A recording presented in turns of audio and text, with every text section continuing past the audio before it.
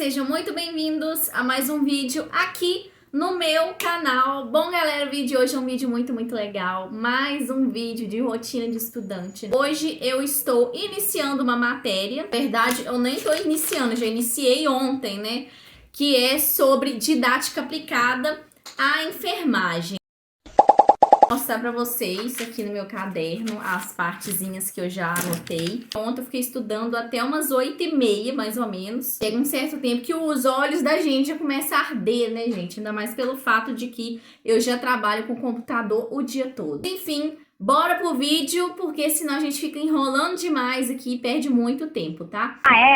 E se vocês gostam desse tipo de vídeo, deixa o like aí pra me ajudar, comenta, compartilha e se inscreva no canal, que eu vou ficar muito feliz de ter vocês aqui comigo, tá bom? Então, bora lá. Vou colocar na parte que eu estou, na teleaula que eu tô aqui, e vou já mostrar pra vocês onde é que eu parei. Aqui, ó, no segundo, tá vendo que tá até esse azulzinho, porque eu não terminei, eu tinha pausado ele pra continuar hoje. Então, bora lá continuar, tá? Mas antes, né, antes de continuar, deixa eu mostrar aqui pra vocês o que é que eu anotei. Ó, eu anotei sobre a didática, né, aplicada à enfermagem, que fala, né, que sem um bom estudo, uma boa matéria, né, e tudo mais, a gente não consegue ser bons enfermeiros. Então, por isso, é fundamental, né, ter uma boa didática. E aí, tá aqui, né, tem essa parte que eu já vi, né, nos semestres passados, que é sobre assistir, administrar, ensinar, participar politicamente e pesquisar, né, gente? Isso faz parte das dimensões da enfermagem. O enfermeiro pode atuar em todas essas áreas aqui. E aí, aqui é o vídeo 2, que eu vou dar continuidade hoje.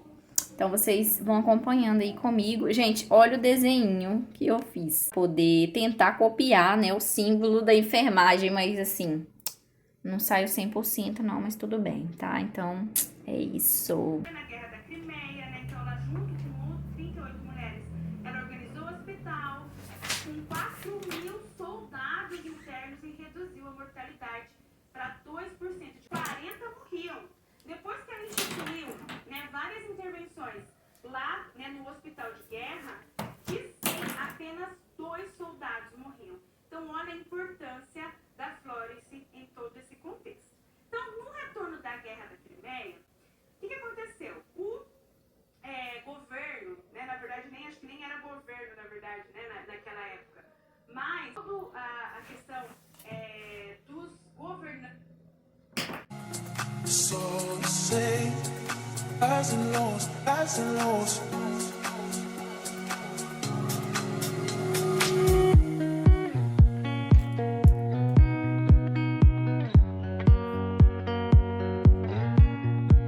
Notei aqui sobre o retorno, né, da Florence Nightingale após a guerra. Por seus esforços, estabeleceu-se em seu nome o Fundo Nightingale, né? Com esse fundo estabeleceu a Escola de Enfermagem do Hospital St. Thomas em Londres em 16 de maio de 1865. Foi a primeira escola de enfermagem da história. Passou a ensinar o que aprendera no campo de batalha e deu continuidade às suas pesquisas em enfermagem. Então, gente, a Florence, ela não é importante somente na enfermagem, né? Ela veio de uma família, digamos que classe média, né? Uma família que tinha bons costumes, ela estudou, então ela era muito boa em matemática, em várias áreas, ela sabia outros idiomas, então ela era uma mulher muito inteligente. Então ela não só fez diferença na enfermagem não, tá? Também em outras áreas. Na verdade, acho que nem era governo, na verdade, né, naquela época. Mas toda a questão dos governantes lá da época, né, da Inglaterra, eles, como uma forma de premiar, né, a Florence por todos os seus esforços, eles deram para ela uma gratificação, né, que a gente chama de fundo, né, que a gente chama de Fundo Nightingale. Esse Fundo Nightingale era como se fosse hoje milhões de reais que a Florence ganhou, né, do governo como um reconhecimento ali do seu trabalho. E o que a Florence fez? Ao invés de aproveitar esse dinheiro, viajar o mundo, conhecer vários países, usufruir de outras formas, o que a Florence fez? Ela pegou esse dinheiro e construiu a primeira escola de enfermagem, para formar recursos humanos para a enfermagem. Então vamos lá conhecer a história da Florence quando ela retornou da Guerra da Crimeia. Então ela estabeleceu a escola de enfermagem do Hospital St. Thomas, em Londres, em 16 de maio de 1865, que hoje em dia ela é considerada a primeira escola de enfermagem da história. Então, a gente reconhece o papel da Florence na nossa profissão, porque foi a partir daí que nós tivemos uma enfermagem mais baseada em conhecimentos científicos, né? Como uma ciência do cuidar realmente. E ela passou então a ensinar o que aprenderam no campo de batalha e deu continuidade às suas pesquisas em desenvolvimento da profissão e do ensino de enfermagem aqui no Brasil, na época da colonização e também do Império, né? Então, por exemplo, né, muito do conhecimento das curas, né, medicamentos, né, que eram utilizados, eles eram referentes às ervas, né, ao conhecimento das ervas, ao sincretismo religioso. Então, era muito relacionado a isso. A partir disso, nós tivemos a criação de várias casas de misericórdia. Nós temos aqui, né, um marco importante que é a roda dos expostos, né, que eu trago aqui nessa figura, que era onde as pessoas que não tinham condição de criar os seus filhos, né, que às vezes a mulher tinha um filho e não era casada ou era fora do casamento, eles poderiam colocar ali a criança e ali a criança ela era criada, por exemplo, né, pela ordem religiosa, né, por monges, freiras, padres, cuidavam dessas crianças. Por quê? Porque o índice de mortalidade infantil era muito grande, né? Então, para diminuir essas mortes, né, por não querer a criança, foi feita essa roda dos expostos que a gente vê muito em novelas de época. Nós tivemos também a primeira sala de parto aqui no nosso país, eu acabo repetindo aqui, foi a nossa primeira sala de parto. Agora, outro momento histórico importante de ser falado, interessante da nossa história enquanto educação, porque a questão da parteira ela está muito relacionada ao trabalho do enfermeiro também, é a história da nossa Madame Durocher. Vocês já ouviram falar sobre a Madame Durocher? Em 1832 foi criado a Faculdade de Medicina do Rio de Janeiro. E com isso nós tivemos também a criação de escola de parteiras. Em 1833 formou-se a Madame Durocher. A Madame Durocher ela é considerada a primeira parteira com educação formal.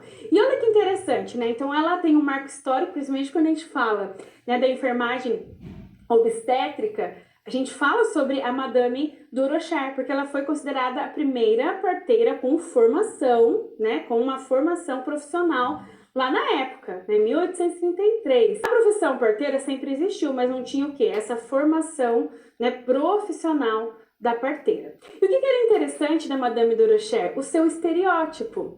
A Madame Durocher, ela utilizava saia, utilizava camisa, blazer e o chapéu, né, da época, cartola da época. Por quê? Porque ela queria se diferenciar das outras parteiras, principalmente por essa questão, né, de empoderamento que ela fez, né, uma formação ali profissional para ser parteira.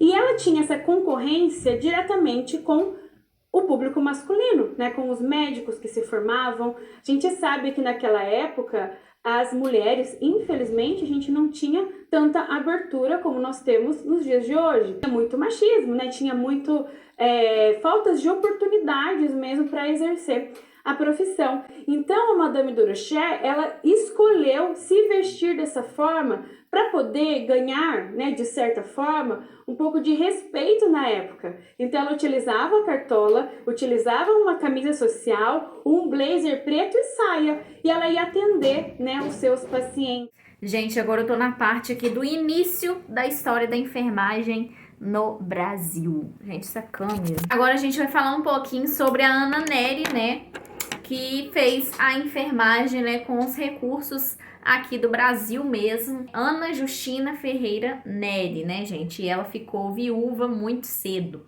Então, tô anotando aqui um pouquinho da história dela. Ponto importante, vamos relembrar aqui, né, da Ana Nery, a Ana Justina Ferreira Nery. Ela ficou viúva muito cedo, né? E ela tinha 2 filhos.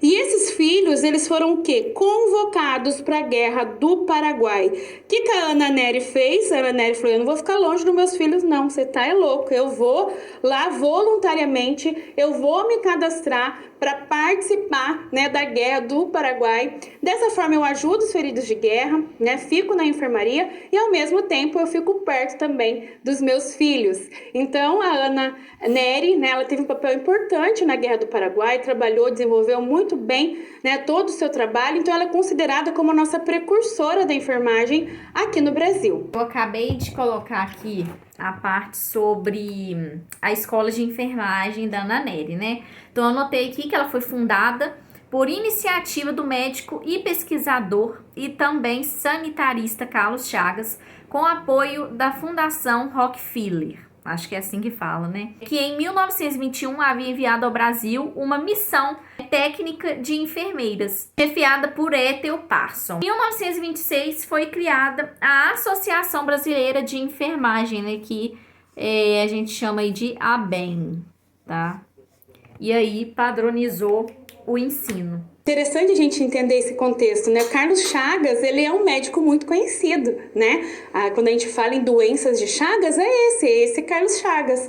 E ele também, ele tem um papel primordial aqui na enfermagem enquanto profissão, porque ele viu, né, lá em uma visita nos Estados Unidos, uma escola de enfermagem que tinha a formação de enfermeiras de acordo com o modelo nightingaliano, inspirado na Florence Nightingale.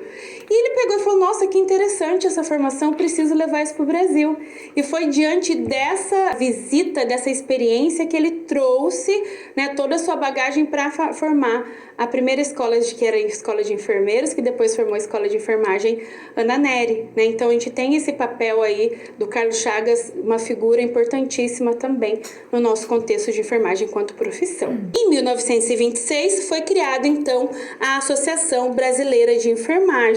E ela começou a fazer o quê? A padronização do nosso ensino. Ou seja, né, nós começamos a tornar, né, um ensino mais padronizado, tá? Então aqui eu fiz um apanhado geral para a gente compreender, né, sobre o papel dessa educação em enfermagem alinhada à criação, né, da enfermagem enquanto profissão, né? Então se eu tenho uma profissão é porque eu estudo, porque a educação ela está envolvida diretamente, né, nesse processo. E a gente tem uma história muito linda aí na enfermagem que traz, né, esses acontecimentos aí que estão nos ajudando na construção. É como eu sempre falo, a gente entende o passado para a gente compreender muita coisa que está acontecendo agora aqui no presente para a gente melhorar cada vez mais o nosso futuro. A implementação do ensino de enfermagem, a criação da Escola de Enfermagem Ana Nery.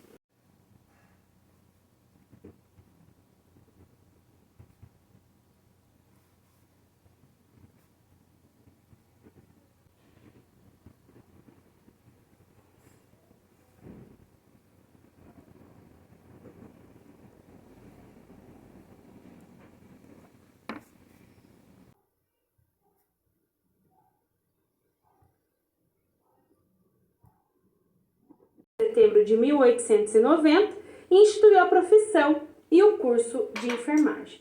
Mas o que é interessante? Quando a gente pensa, né, lá em 1890, final do século XIX, em que foi instituída, né, foi autorizada essa escola de enfermagem aqui no Brasil, o interessante de tudo isso é que era uma escola muito voltada ainda para o público externo, né, o público do exterior. Então vinha professoras francesas, inglesas e também a formação de profissionais que na maioria das vezes não eram brasileiras, mas que eram formadas nessa escola para poder atuar aqui no nosso Brasil. Então, esse é o primeiro momento, né, histórico em que nós vemos a criação dessa escola de enfermagem. Então, vamos lá conhecer mais sobre como que acontecia todo esse processo. Então, antigamente, né, então, nesse decreto foi estabelecido que o curso iria durar 2 anos. Nesse curso, a gente tinha alojamentos, né? Então, os alunos ficavam internos, né? Eles moravam no hospital em que eles estudavam e trabalhavam. E a profissão de enfermagem, né, estabeleceu-se também nesse decreto a profissão de enfermagem com salário estabelecido e tempo de contribuição para a aposentadoria. Aqui eu vou dar uma pausa agora, porque meu notebook está descarregando. O celular também. Mas eu vou dar continuidade a esse vídeo, uma parte 2 desse Estúdio Vlog. Provavelmente é amanhã. Vou dar continuidade a esse Estúdio Vlog aqui. Vou gravar pra vocês o finalzinho. Mas, ó, já terminei aqui essa parte que eu mostrei pra vocês. Já anotei que é em relação ao decreto, né? Que antigamente o curso tinha duração de 2 anos. Que tinha que ter alojamento, né? Para os estudantes. E lá naquela época também, né, já tinha o salário estabelecido, tempo para aposentar, tempo de contribuição, enfim. Então, esse é o Estúdio Vlog de hoje. Amanhã vou dar continuidade, então não percam o vídeo, tá? O próximo vídeo é parte 2 deste daqui. Espero que vocês tenham gostado aí desse Estúdio Vlog. Se gostar, deixa o like, comente, compartilhe e se inscreva no canal, porque eu vou trazer a parte 2 desse vídeo amanhã. Grande beijo, até o próximo vídeo e tchau!